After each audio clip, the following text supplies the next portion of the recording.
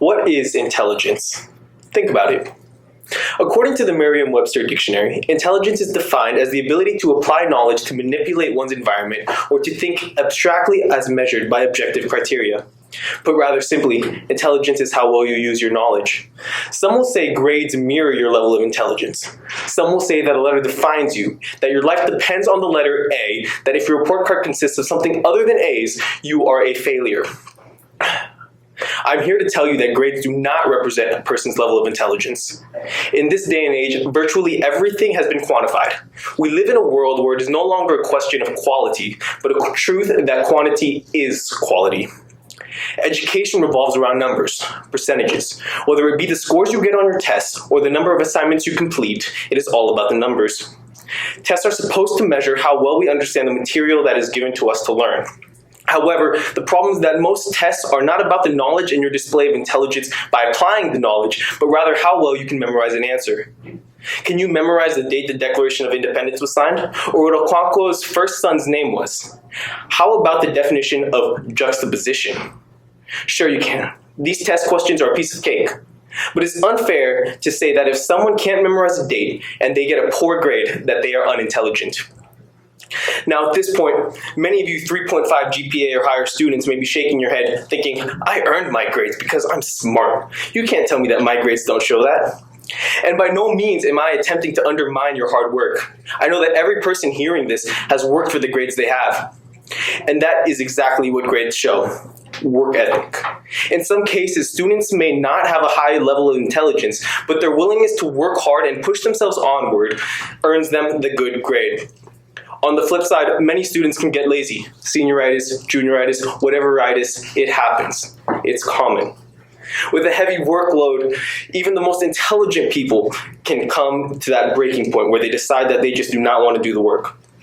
They may understand the material and know exactly how to apply it in real life, and they may be very capable of doing so. But by not doing their work, their grades begin to fall and people deem them unintelligent. In order for a grade to truly represent intelligence, the grade must factor in solely the understanding of knowledge and capacity to apply it. But such an idealistic concept is not the case.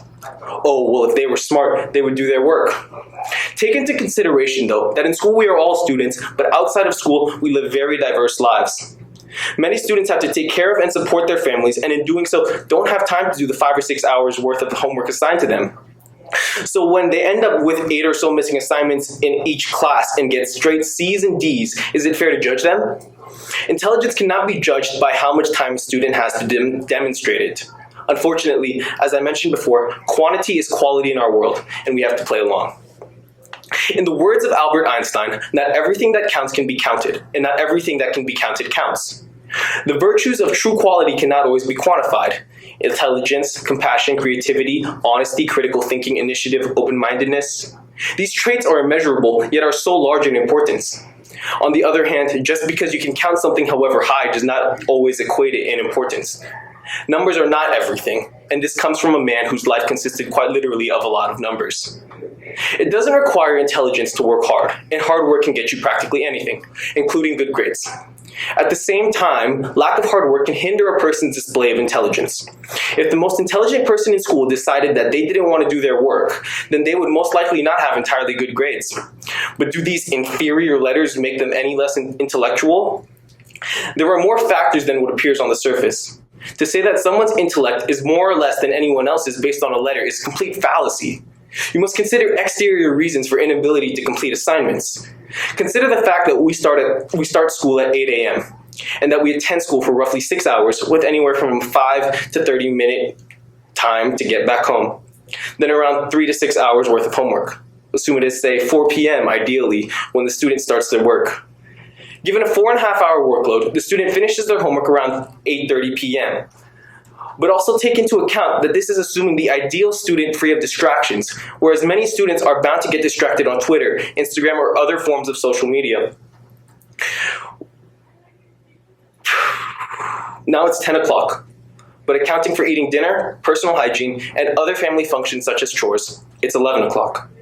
Studies say that as teenagers we should get 8 hours of sleep at the least. Going to sleep at 11 o'clock would give us until 7 a.m. to sleep. Then we have to get ready in about 30 minutes, give or take, to get to school on time. Then we are told by society that we should also do extracurricular activities and have active social lives. Where do they expect us to fit these things in?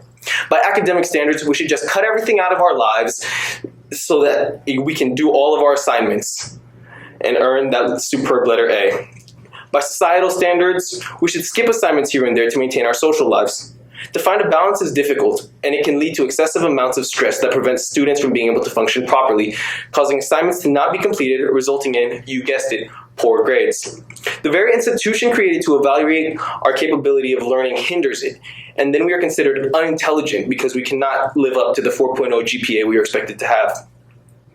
We are in an education system that subjects us to endless stress, holds us to unreachable standards, pushes us to the very extent of our sanity, yet still tells us that our lives are normal and perfectly reasonable, all the while it proliferates our workload and expects us to not feel the pressure bearing down on us as we collapse mentally into a void of stress, anxiety, and judgment.